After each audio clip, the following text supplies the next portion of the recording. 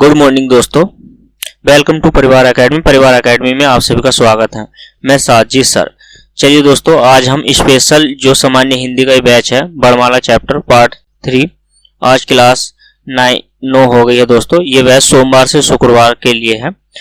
तो दोस्तों चलिए टाइम वेस्ट ना करते हुए बढ़ते हैं क्लास की ओर। तो चलिए दोस्तों स्टार्ट करते हैं क्लास। कल की क्लास में जो हमने सीखा है दोस्तों,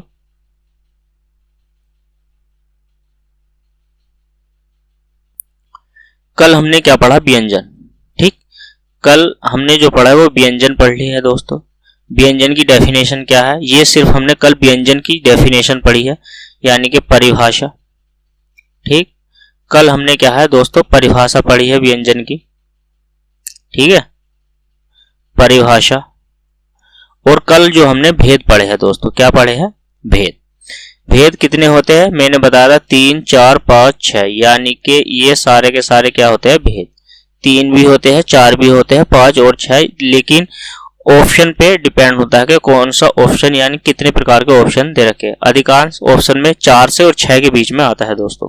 ठीक, पहला जो भेद है वो है स्पर्श व्यंजन। स्पर्श व्यंजन को हम वर्गीय व्यंजन भी कहते हैं दोस्तों। स्पर्श व्यंजन को वर्गीय व्यंजन भी कहते हैं और स्पर्श व्यंजनों की संख्या होती है 25। ठीक, इसके बाद जो दूसरा भेद है ये है अनुनासिक व्यंजन दोस्तों। तो अनुनासिक व्यंजन जो वर्ण होते हैं ये होते हैं 5। ठीक, नंबर 3 जो भेद है ये है अंतःस्थीय व्यंजन दोस्तों।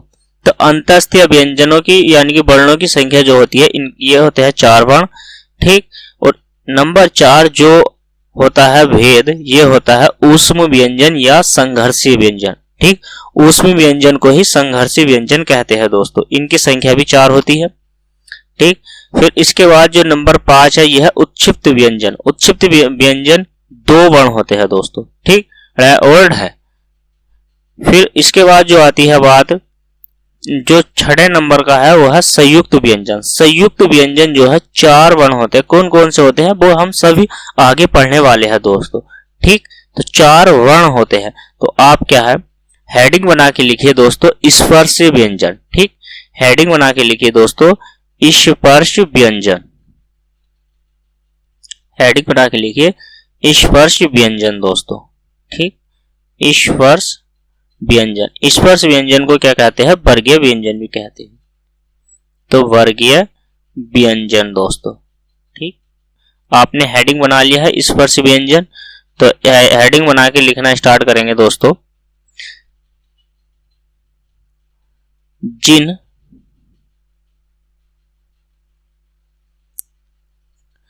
जिन व्यंजनों के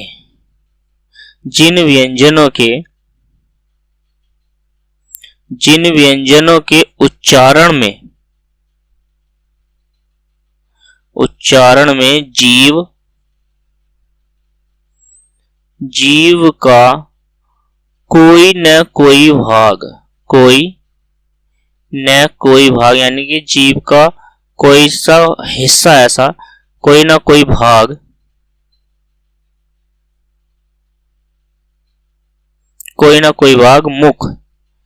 मुख यानी कि मुंह। ठीक, मुख यानी कि मुंह दोस्तों।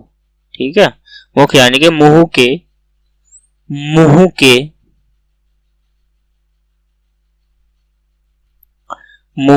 किसी न किसी भाग को छूता हो या स्पर्श करता हो दोस्तों। छूता। ठीक, डेफिनेशन में स्पर्श ही लिखिए, स्पर्श, छूता या स्पर्श करता हो, स्पर्श करता हो दोस्तों। ठीक, तो मुंह का कोई ना कोई ऐसा भाग। ठीक, व्यंजन, जिन व्यंजनों के उच्चारण में जीव का कोई ना कोई भाग मुंह के किसी न किसी भाग को स्पर्श करता है उन्हें क्या कहते हैं? स्पर्शीय व्यंजन कहते हैं। उन्हें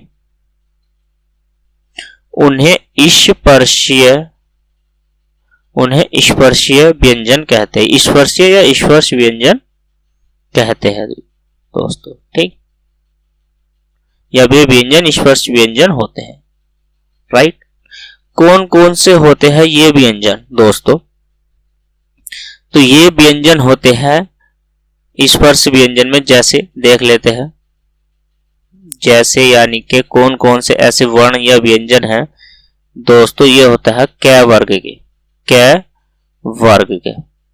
ठीक, क वर्ग में क, ख, ग और घ और फिर होता है अण। ठीक, क वर्ग हो गया। फिर इसके बाद च वर्ग, च वर्ग के कौन कौन से होते हैं दोस्तों? तो च, छ, ज, झ और अण। ठीक, फिर इसके बाद च, ट, ट वर्ग, ट वर्ग के सारे ट, ठ, ठ, ड, ढ और अण है दोस्तों। ठीक, फिर त वर्ग, कौन सा वर्ग दोस्तों? त वर्ग, त, थ, द, ध और न। ठीक, फिर त, थ, द के बाद फिर प वर्ग दोस्तों, कौन सा वर्ग? प वर्ग। ठीक, फिर कौन सा होता है? प वर्ग, यानी कि प, फ, ब, भ और म। तो ये कितने हो गए? 5 इसमें हो गए पहली लाइन में। और ये टोटल के टोटल कितने वर्ण होते हैं दोस्तों? तो ये होते हैं टोटल 25 वर्ण। कितने वर्ण हो गए? तो ये हो गए टोटल 25 वर्ण। ये सारे के सारे 25 वर्ण दोस्तों, सारे के सारे 25 वर्ण ये कैसे होते हैं? तो ये स्पर्शीय वर्गीय व्यंजन होते हैं दोस्तों। ठीक, स्पर्शीय वर्गीय व्यंजन होते हैं दोस्तों। ठीक, इसके बाद मैं क्या काम करता हूं, इसी में आपको एक तालिका दे देता हूं अलग से न पढ़ा के, स्पर्शीय व्यंजन में कि कै जो है घोष होता है या अघोष होता है। उसके बाद हम बताएंगे कि क्या अघोष है सघोष, लेकिन आपको तालिका भी मैं दोस्तों बनवा देता हूं। ठीक, तो तालिका यहाँ पे मैं बनवा देता हूं, आपको बना लीजिए। तो चलिए दोस्तों तालिका बना लेते हैं। कौन से वर्ण का कौन सा उच्चारण स्थान है, स्पर्श व्यंजन में ही हम कंप्लीट करने वाले हैं दोस्तों। स्पर्श व्यंजन में ही हम कंप्लीट करने वाले हैं। तो बात करेंगे हम उच्चारण स्थान की दोस्तों। किसके? उच्चारण स्थान के। तो उच्चारण स्थान देख लेते हैं। ठीक, तो दोस्तों उच्चारण स्थान,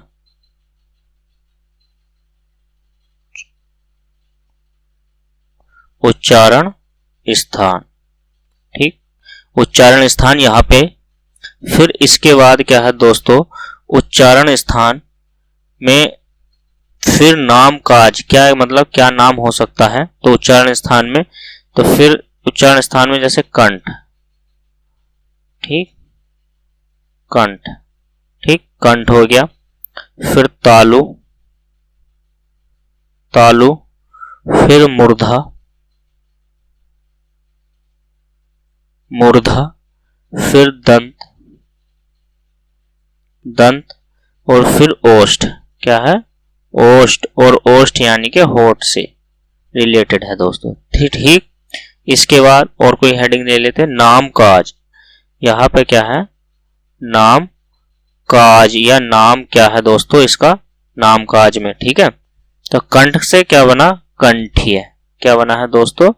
कंठ से कंठीय, ये नाम है, इसको कंठीय कहते हैं। फिर तालु से तालव्य, क्या बना है? तालव्य दोस्तों। ठीक, तालु से तालव्य या संघर्षी, इसको क्या कह देते हैं? इसको दोस्तों संघर्षी भी कहते हैं। क्या कहते हैं? संघर्षी। ठीक, इस वाली सारणी के बाद कौन से होते हैं? संघर्षी भी होते। मूर्धन्य, मूर्धन्य। ठीक, मूर्धन्य। फिर दंत्य। फिर क्या होता है दोस्तों? दंत्य। ठीक है, दंतीय। फिर ओष्ठ से क्या बना है दोस्तों, ओष्ठ्य। क्या बना है, ओष्ठ्य। ठीक, ओष्ठ्य बना है। अब कौन सा वर्ग था दोस्तों, यानी कि हमारे पास कौन सा वर्ग था, ठीक, यानी कि वर्ग, तो वर्ग था कै वर्ग दोस्तों। कौन सा था, कै वर्ग था। ठीक, कै वर्ग के बाद चै वर्ग रहा। कौन सा रहा, चै वर्ग। ठीक है दोस्तों, चै के बाद टै वर्ग है। एक ताली में ही, एक तालिका में दोस्तों सब कुछ मिलने वाला है, एक ही तालिका में। ठीक, आप तालिका बना लीजिए। टै वर्ग हो गया, फिर टै के बाद तै वर्ग, तै वर्ग, और फिर इसके बाद यानी कि क्या हो गया, पै वर्ग दोस्तों। आपको ऐसा कंटेक्ट किसी ने नहीं पढ़ाया होगा दोस्तों, ऐसा तो किसी ने पढ़ाया ही नहीं है। ठीक है दोस्तों, तो ये क्या हो गया, यहाँ पे मैंने वर्ग लिखा है, सिर्फ पहले उच्चारण स्थान, फिर नाम, क्या के नाम है, फिर वर्ग लिखा है। फिर वर्ग के बाद हमें क्या लिखना है दोस्तों, ठीक, हमें क्या लिखना है, तो फिर वर्ग के बाद अलग अलग कलर से मैं लिख रहा हूं दोस्तों। तो फिर क्या है, जैसे कै, ठीक, कै है, कै के बाद हमने जो लिया है चै, टै और तै और पै, इसको वर्ग कहते हैं कचट तप। तो ये कैसा वर्ग है, ये है दोस्तों कचट तप वर्ग। ठीक, और ये जो कै वाला वर्ग, ये जो सारणी है कचट तप वाली, ये दोस्तों अघोष होती है। कैसी होती है, अघोष, ये अघोष होती है। ठीक, और अघोष अल्प प्राण होती है। कैसी, अल्प प्राण, अघोष अल्प प्राण होती है दोस्तों। कैसी होती है, अल्प प्राण। ठीक, अघोष अल्प प्राण होती है दोस्तों। ठीक, अघोष अल्प प्राण। ठीक, अघोष अल्प प्राण। फिर इसके बाद क्या है, अघोष अल्प प्राण के बाद अघोष अल्प प्राण वाली अब क्या है, ख वाली। तो ये क्या है, ये भी अघोष ही होता है दोस्तों। क्या होता है, अघोष ही होता है। अघोष के साथ साथ ये होता है महाप्राण। क्या होता है, महाप्राण भी होता है। ठीक है, ये दोस्तों कैसे होते हैं, ये महाप्राण होता है। ठीक, महाप्राण कौन से होते हैं, ख और छ, और फिर टै के बाद ठ, तै के बाद थ, और पै के बाद दोस्तों फै। ये वाली जो सारणी होती है ये अघोष और महाप्राण की होती है दोस्तों। ठीक, इसके बाद जो हम बात करेंगे, तो इसके बाद सघोष। सघोष को घोष बोल देते हैं दोस्तों। क्या बोलते हैं, सघोष को ही घोष बोल देते हैं। ठीक, सघोष, और सघोष को क्या कहते हैं दोस्तों, घोष कहते हैं। ठीक, सघोष को ही क्या बोलते हैं, घोष। और ये क्या है, अल्प प्राण सारणी है, अल्प प्राण। ठीक है दोस्तों, तो ये कौन से शब्द बने हैं, ये बने हैं अल्प प्राण। कै, ख, ग, यानी कि तीसरे नंबर के जितने भी हैं ये सारे के सारे कैसे हैं, ये है दोस्तों अल्प प्राण। ठीक, ये कैसे शब्द है, बड़ है, ये है सारे के सारे अल्प प्राण। ठीक है दोस्तों, फिर इसके बाद ये सारे के सारे सघोष ही है। सघोष को ही घोष कहते हैं दोस्तों। सघोष को ही क्या कहते हैं, घोष। अल्प प्राण के बाद क्या होता, आ गया महाप्राण। क्या आ गया दोस्तों, महाप्राण। अब कौन सा है महाप्राण, कै, ख, ग, और बचा क्या है, घ, फिर झ, फिर दोस्तों ढ़, ढ जो है ये, फिर ध, और फिर क्या हो गया, भ। ये सारे के सारे क्या है, सघोष अल्प प्राण है दोस्तों, सघोष अल्प प्राण। फिर इसके बाद जो है दोस्तों, ये भी सघोष है। कैसा है, सघोष। तो सघोष को ही घोष बोलते, तो घोष बोल दीजिए या आप सघोष बोल दीजिए, बात एक ही है दोस्तों। तो यहाँ पे क्या है, ये अल्प प्राण है। कैसा है, अल्प प्राण। ठीक है दोस्तों, अल्प प्राण। जो लास्ट वाले जो वर्ण होते हैं ना, अड़ा वाले, ये सारे के सारे कैसे होते हैं दोस्तों, तो ये होते हैं अल्प प्राण। ठीक, ये कैसे होते हैं, तो ये होते हैं अल्प प्राण वाले दोस्तों। ठीक, तो चलिए दोस्तों, आज की क्लास में ये जो हमने तालिका बनाई है, इस तालिका को आप कंप्लीट बना लीजिए दोस्तों। ठीक, पूरी तालिका को कंप्लीट बना लीजिए। यहां से कुछ भी शब्द वर्णों से, स्पर्शी व्यंजनों से, स्पर्शी जो व्यंजन है आपके जो वर्ण है दोस्तों, इनसे कोई भी क्वेश्चन नहीं बचने वाला। एक ही तालिका में सारे स्पर्शी व्यंजन कंप्लीट है। कौन सा कंठीय होता है, कंठीय के साथ तालव्य क्या है, सघोष क्या है, अघोष क्या है दोस्तों। तो उच्चारण स्थान के साथ कंठ जो है, कै वर्ग, कै वर्ग की अगर मैं सारे टोटल की बात करूं दोस्तों, तो ये सारा का सारा क्या है, कंठीय है। ठीक, तालु की बात करूं तो तालु या तालव्य चै वर्ग सारा का सारा ये क्या है, तालव्य है दोस्तों। ठीक, पहले अगर मैं इस वाली से लाइन की बात करता हूं, तो ये सारा का सारा क्या है दोस्तों, ये जो फर्स्ट तालिका में है, तो ये सारा का सारा क्या है, ये पूरी तालिका कैसी है, तो जो फर्स्ट वाली तालिका है दोस्तों, तो ये जो है पूरी की पूरी कैसी है, तो ये कंठ तालव्य की है। ठीक है दोस्तों, ड्रॉ नहीं करते, चलो, तो ये सारी की सारी कैसी है, कंठ की है। ठीक, आपको इस तालिका को इधर से पढ़ना है। और फिर क्या है, सघोष कौन सा है, अघोष कौन सा है, वर्ग में कामकाज क्या है। आपको ये याद रखना है कि ये जो है चै वर्ग, चै वर्ग को संघर्षीय स्पर्शीय व्यंजन भी कहते हैं, संघर्षीय स्पर्शीय व्यंजन।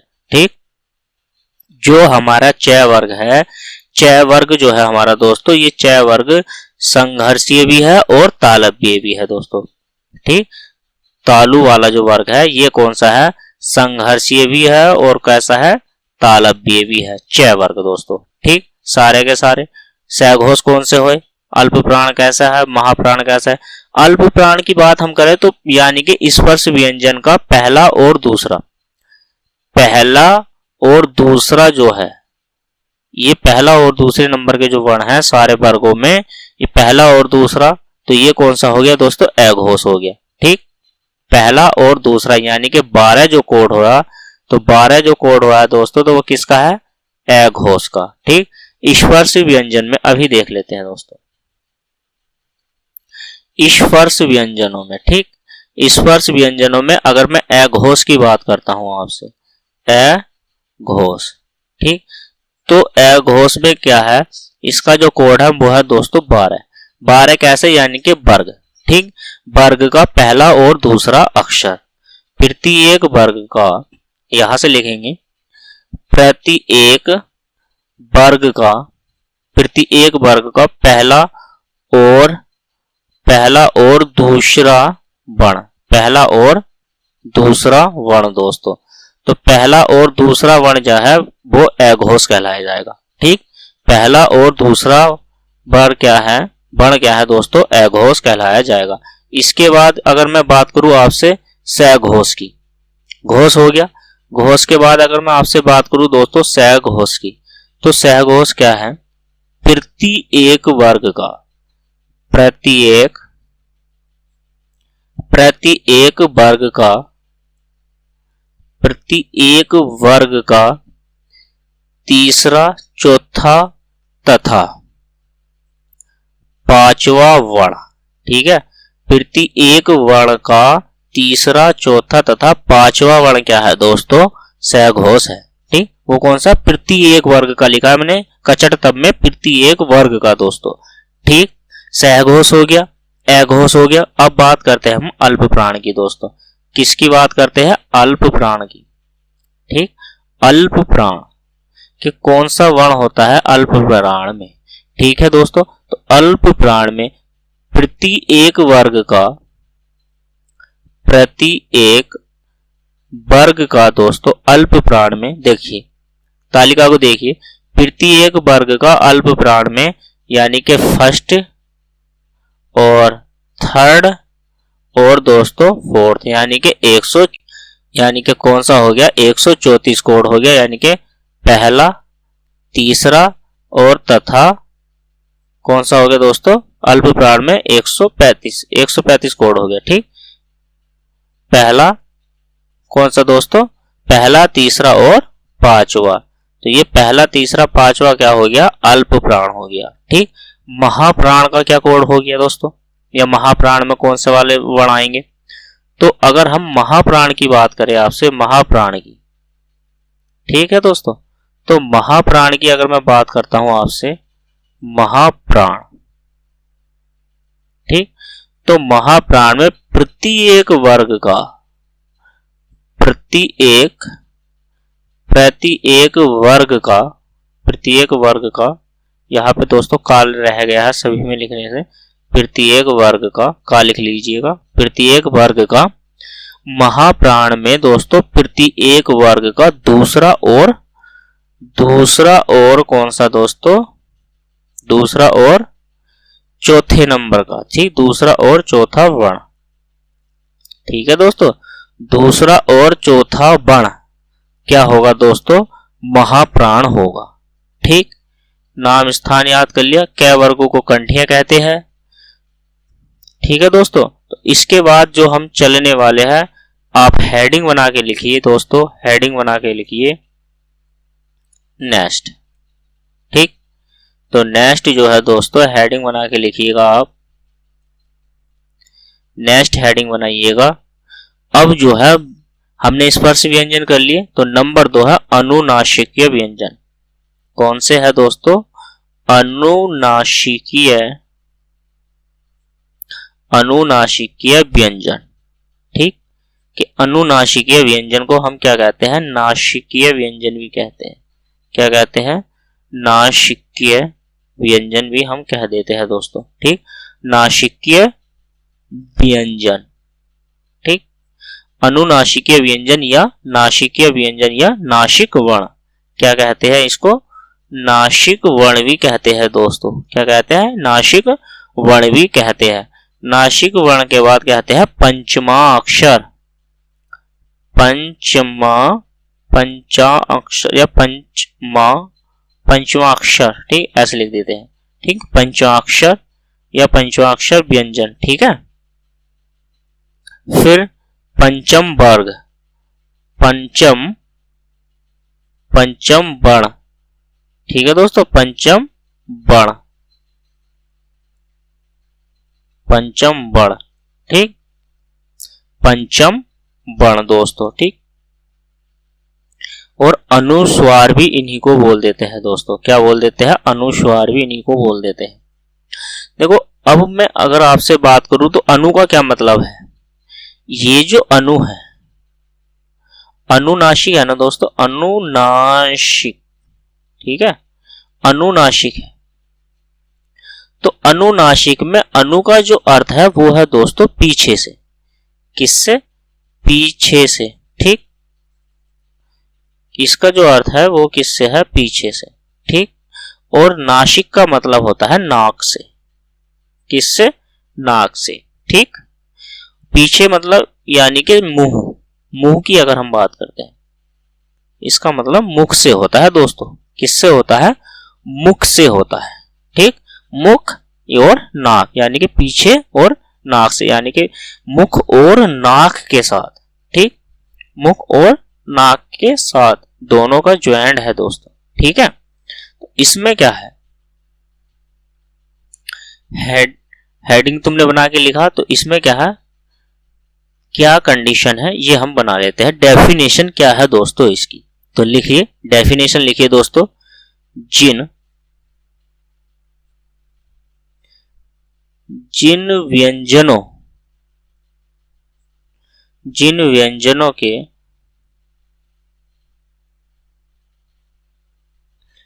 व्यंजनों के उच्चारण में हवा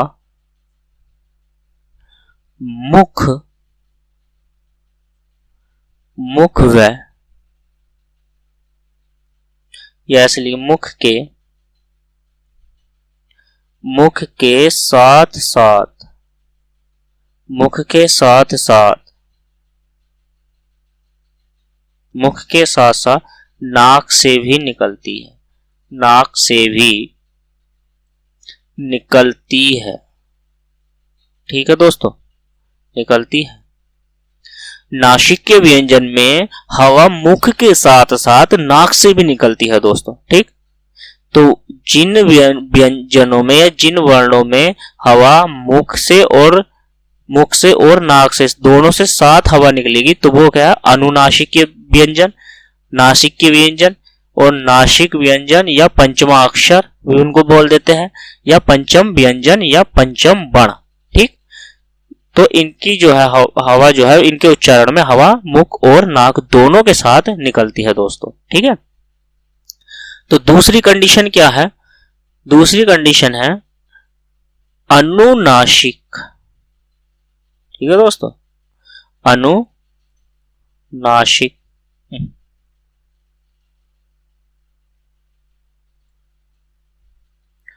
अनुनासिक, अनुनासिक व्यंजन, अनुनासिक व्यंजनों का संबंध, अनुनासिक व्यंजनों का संबंध मुख व नाक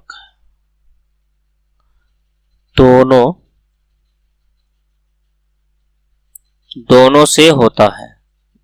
ठीक है दोस्तों, दोनों से होता है। ठीक, जब इन व्यंजनों का उच्चारण करने के साथ साथ हवा मुख और नाक दोनों से निकलती है तो हम ये कह सकते हैं कि इनका अनुनासिक व्यंजनों का जो संबंध होता है दोस्तों, वो मुख और नाक यानी कि दोनों से होता है। ठीक, कैसे होता है? दोनों से ही होता है। ठीक है, अब क्या है, प्रत्येक स्पर्शी व्यंजन, प्रत्येक स्पर्श व्यंजन, स्पर्श या वर्गीय व्यंजन। ठीक, कौन सा? वर्गीय व्यंजन का पांचवा या पंचम वर्ण। ठीक, पांचवा या पंचम वर्ण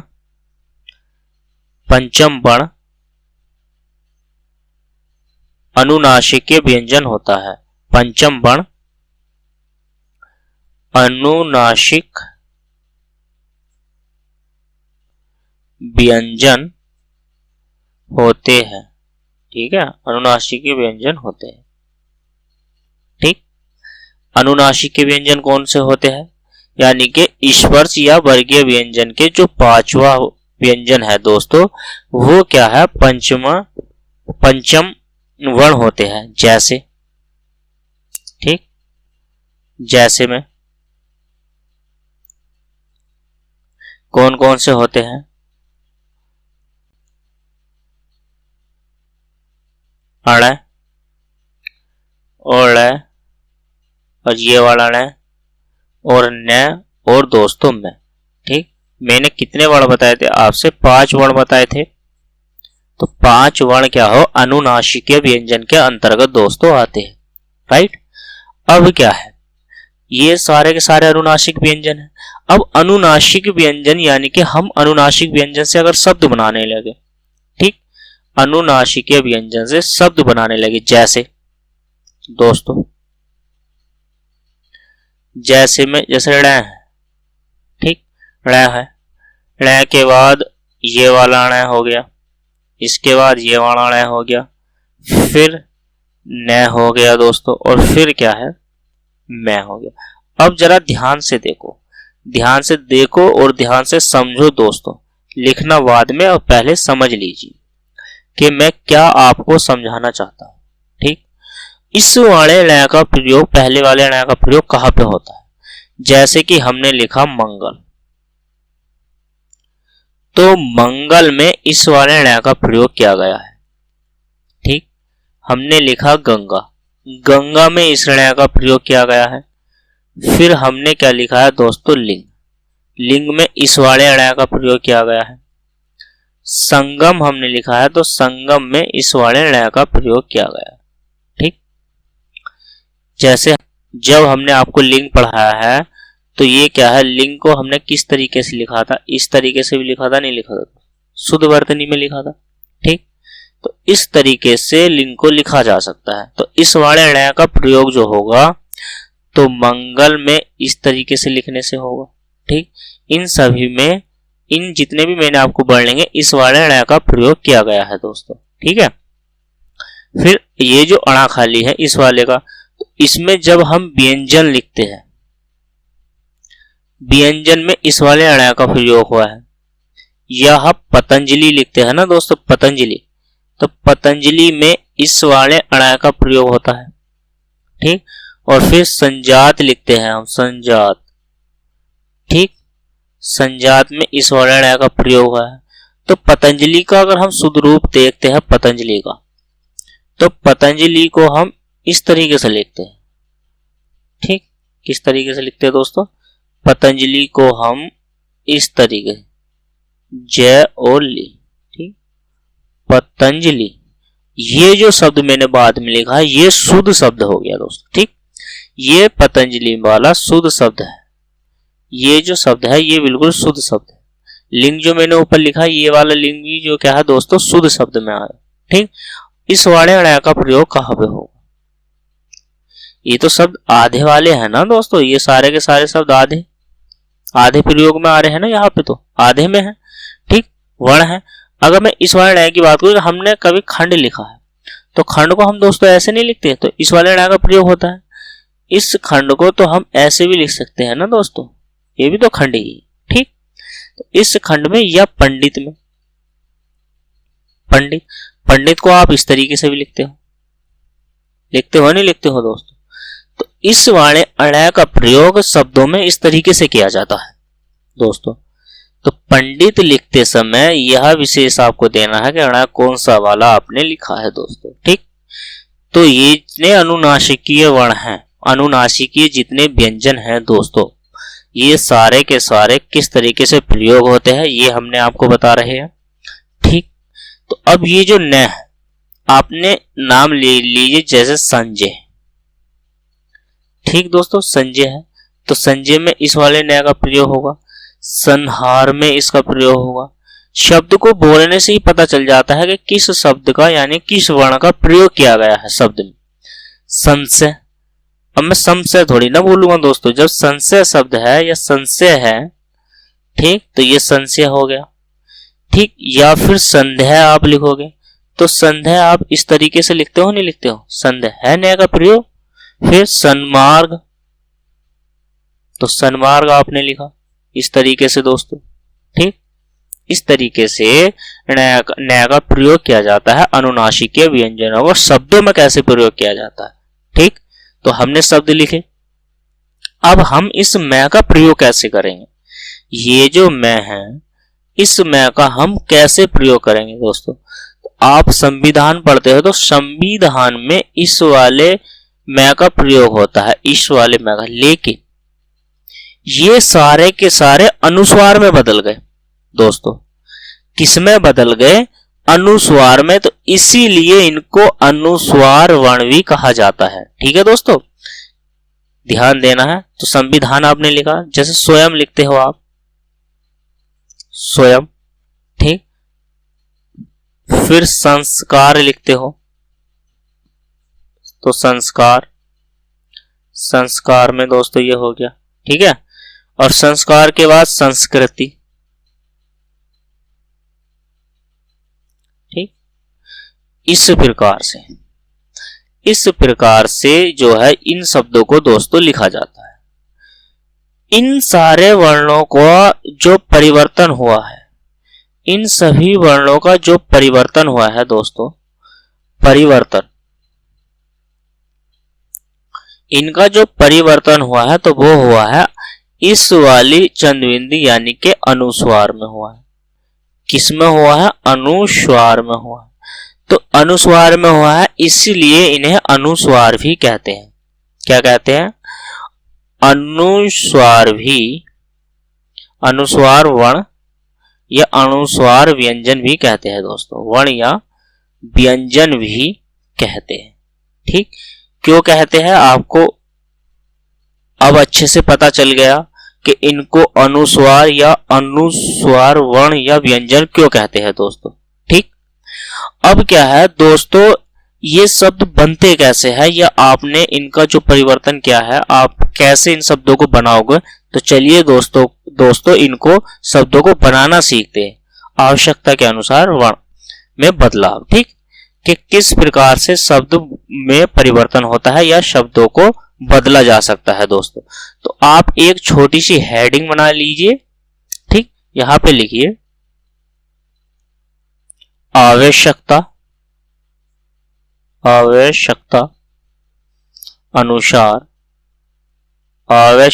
अनुसार ये वर्ण, पंचम अक्षर वाले जो वर्ण है दोस्तों, वर्ण आपस में बदल जाते हैं।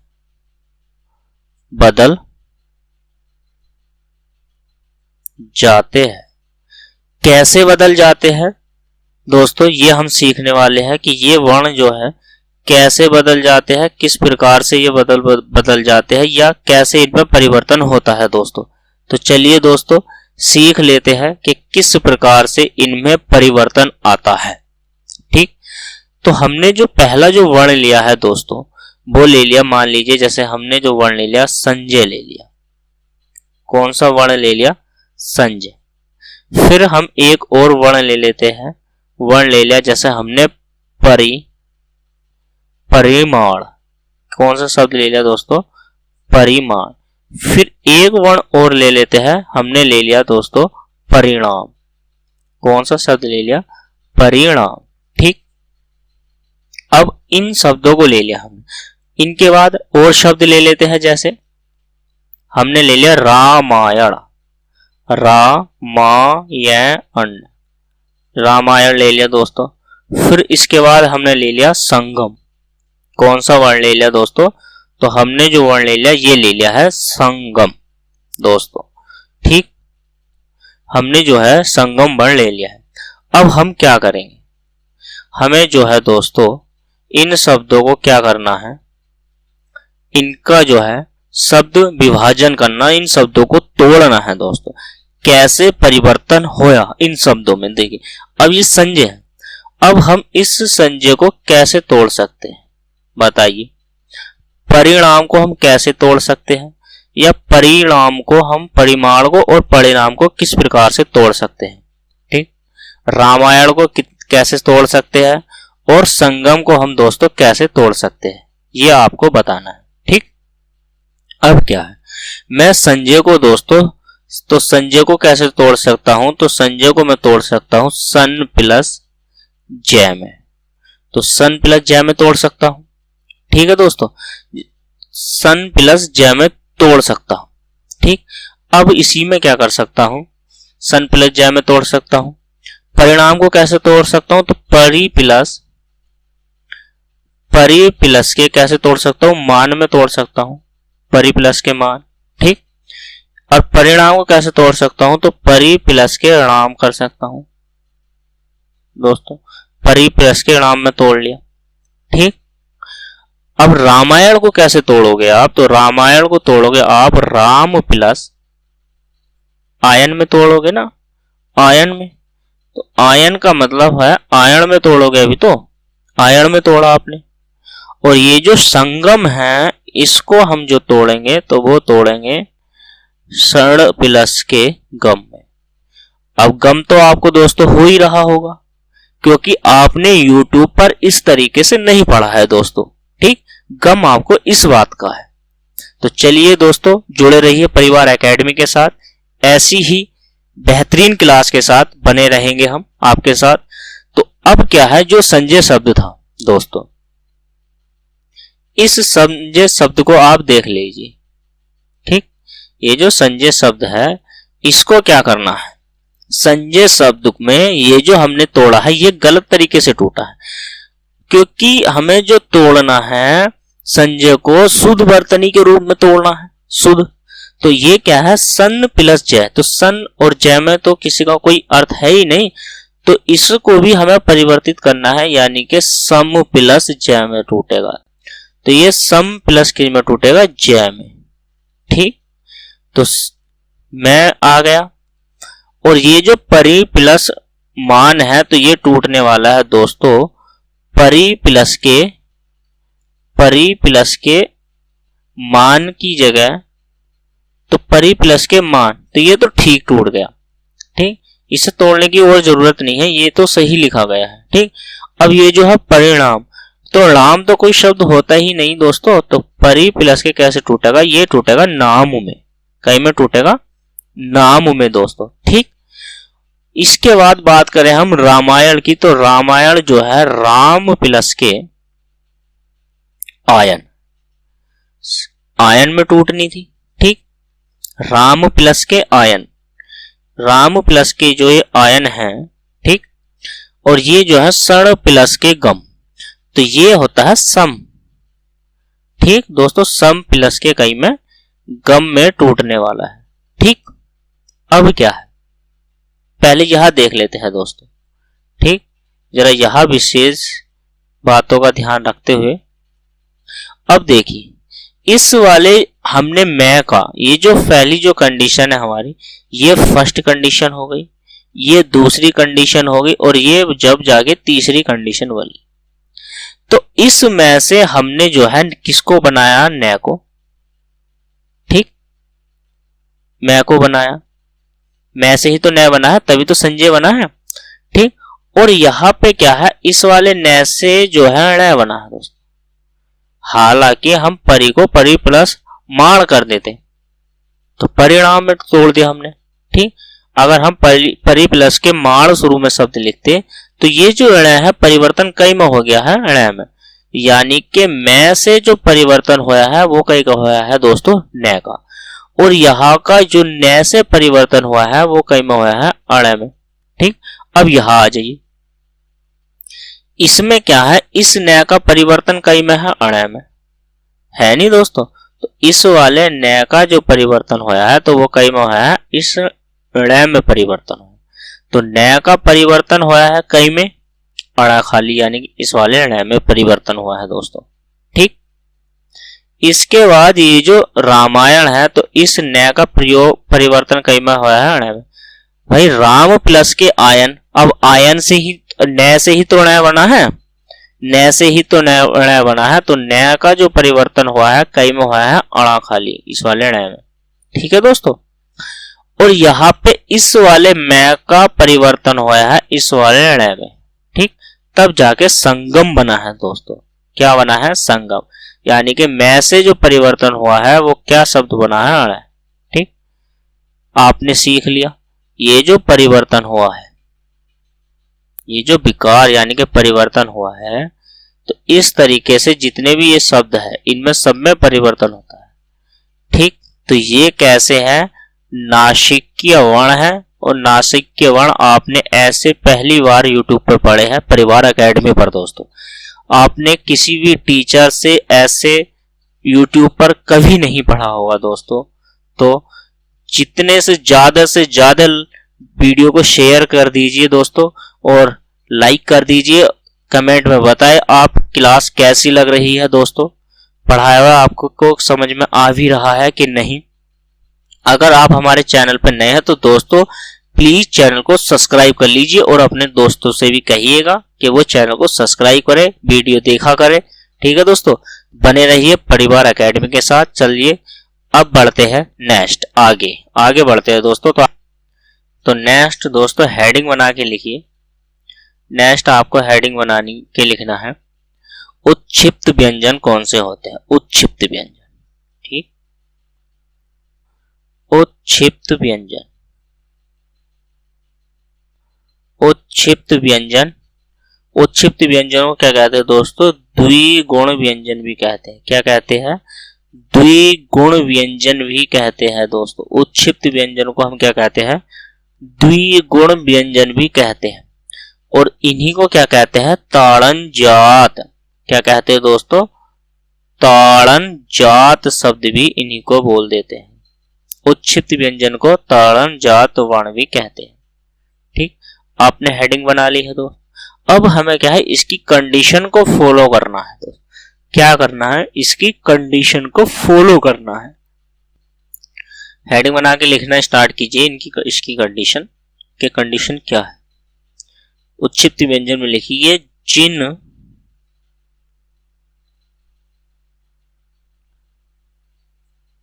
व्यंजनों के उच्चारण में जिन व्यंजनों के उच्चारण में जिन व्यंजनों के उच्चारण में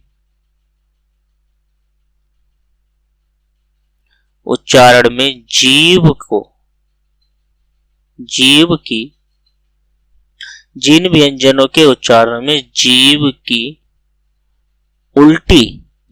की उल्टी हुई नोक कोमल तालु को छूती है या छूकर तालु को छूकर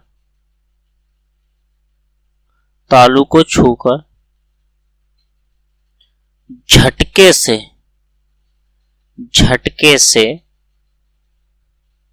हट जाती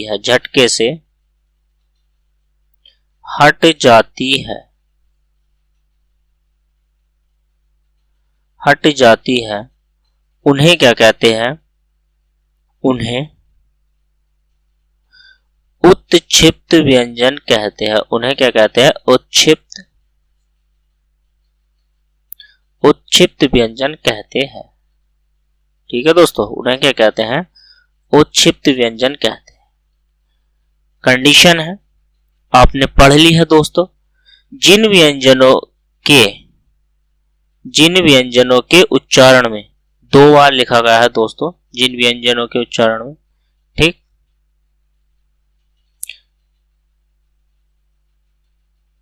यहां है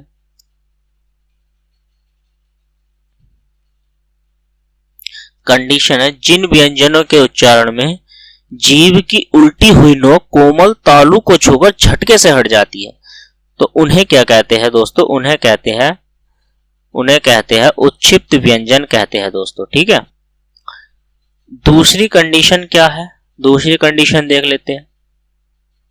ठीक, उत्क्षिप्त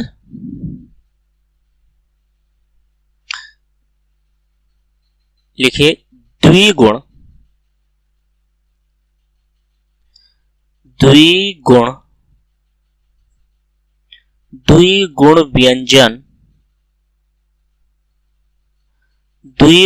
व्यंजनों की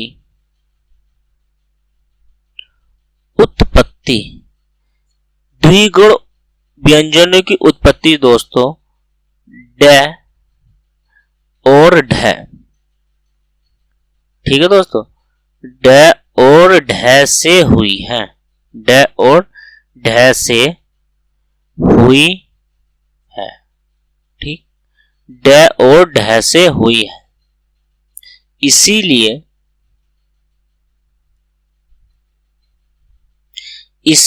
इनको क्या कहते हैं, इसीलिए इन्हें द्विगुण व्यंजन कहते हैं, द्विगुण व्यंजन कहते हैं दोस्तों। ठीक है, इन्हें किस लिए कहते हैं, इन्हें इसीलिए द्विगुण व्यंजन कहते हैं। कैसे, जैसे ड, तो इस ड से जो शब्द बना है दोस्तों, तो वो ड और यहां है, ये वाला शब्द हो गया। ठीक, इस ड डलिया से ढ़ वाला शब्द बना है। ठीक, और ये जो शब्द है ढ़, इस वाले शब्द से जो शब्द बना है, ये बना है या, चद बिंदी लगी। ठीक, ये दोनों शब्द बने हैं दोस्तों। ठीक, दोनों ही शब्द क्या है, बनाए गए हैं।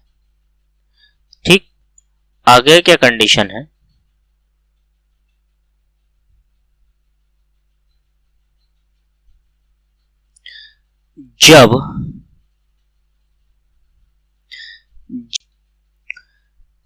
जब इनके साथ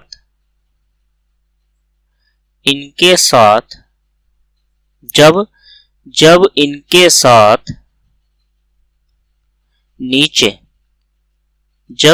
साथ नीचे की ओर बिंदु तल में, यानी कि बिंदु तल में लगाया जाता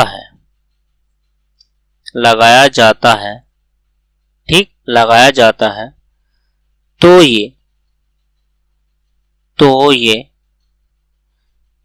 ये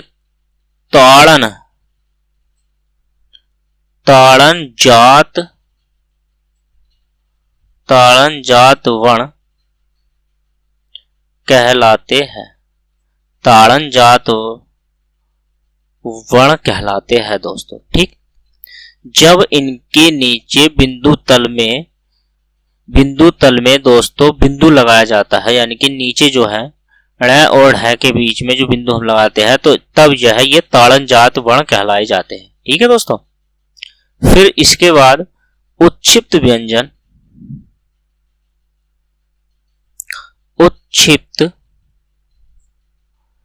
उत्क्षिप्त व्यंजन या द्विगुण व्यंजन, द्विगुण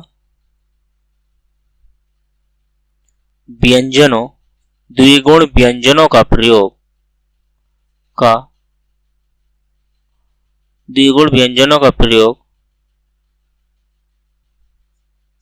शब्दों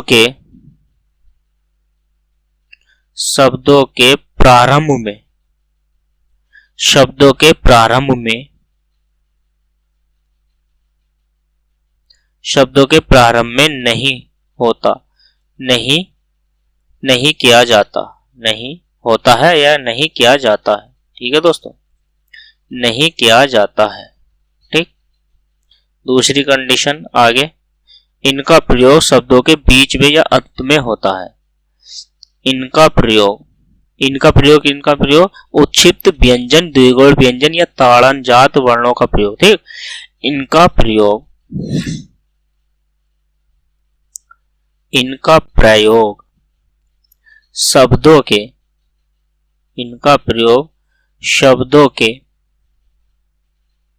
शब्दों के बीच में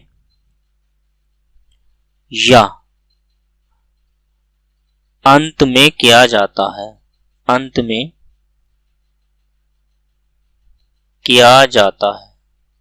ठीक है दोस्तों, किया जाता है, अंत में या बीच में किया जाता है दोस्तों, ठीक।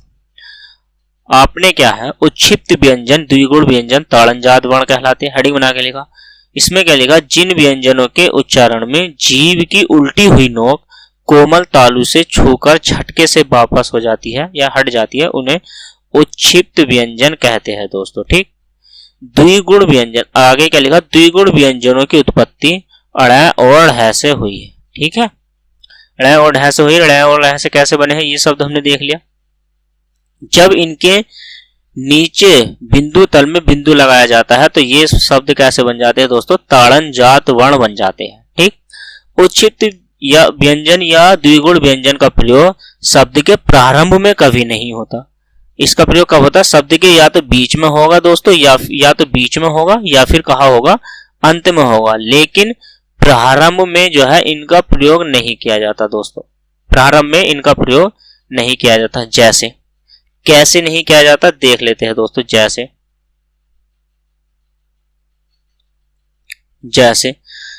अण, ये वाला जो शब्द है इससे क्या बना है, जैसे सड़क है तो बीच में क्या गया ना सड़क, ठीक। जैसे लड़का है, ठीक, या झंडा है दोस्तों, क्या है, झंडा हो गया या खंड हो गया, ठीक, खंड हो गया। और इस वाले अ का प्रयोग कहाँ होता है, जैसे मेंढक हो गया, तो बीच में ही क्या जाएगा, बीच में या अंत में। मेंढक हो गया, पढ़ना है जैसे दोस्तों, पढ़ना लिखना है, शब्द है, तो बीच में क्या गया है। जैसे गढ़ है तो गढ़ के यानी कि अंत में क्या गया है, या फिर चढ़ लिखेंगे हम तो यहाँ पे क्या है, अंत में। या तो इन शब्दों का प्रयोग क्या होगा दोस्तों, या तो प्रारंभ में क्या जाएगा या फिर अंत में। यहाँ देखो बीच में है, यहाँ भी बीच में है, यहाँ अंत में है, यहाँ भी अंत में है, यहाँ पर बीच में है, यहाँ भी बीच में है, यहाँ अंत में है और यहाँ भी अंत में है दोस्तों। लेकिन आपको क्या नोट में लिखना है, नोट डाल लीजिए। नोट का मतलब ध्यान देना है, ठीक, ध्यान देना। जैसे हमने लिखा है ढेर, ये शब्द लिख दिया ढेर, या हम लिखते हैं दोस्तों ढक्कन, ढक्कन शब्द हमने लिखा, या फिर हमने लिख दिया डेयरी, ठीक, डेयरी लिख दिया। या जैसे डमरू लिखा है दोस्तों, डमरू, ठीक। तो यहां पे क्या है, यहां पे तो प्रारंभ में हो रहा है इनका प्रयोग, प्रारंभ में क्या जा रहा है ना दोस्तों, प्रारंभ में क्या जा रहा है, ठीक। लेकिन ये क्या है दोस्तों, ये गलत है, ये क्या है, ये गलत है। इन शब्दों का प्रयोग प्रारंभ में नहीं किया जा सकता है दोस्तों, तो ये क्या है, गलत है, ठीक। आपने आज जो सीखा दोस्तों, मैं आपका बहुत तहे दिल से धन्यवाद करता हूं कि आपने हमारी वीडियो देखी है दोस्तों। वीडियो पसंद आई है तो लाइक कर दें, ठीक। वीडियो अगर पसंद आई है आपको तो लाइक कर दे दोस्तों, शेयर कर दे, और प्लीज दोस्तों चैनल को क्या है, चैनल को दोस्तों सब्सक्राइब जरूर कर दें। क्या कर दें, सब्सक्राइब जरूर कर दे, बेल नोटिफिकेशन को भी ऑल कर लीजिए दोस्तों। तो मिलते हैं कल नेक्स्ट क्लास में, तब तक के लिए धन्यवाद दोस्तों।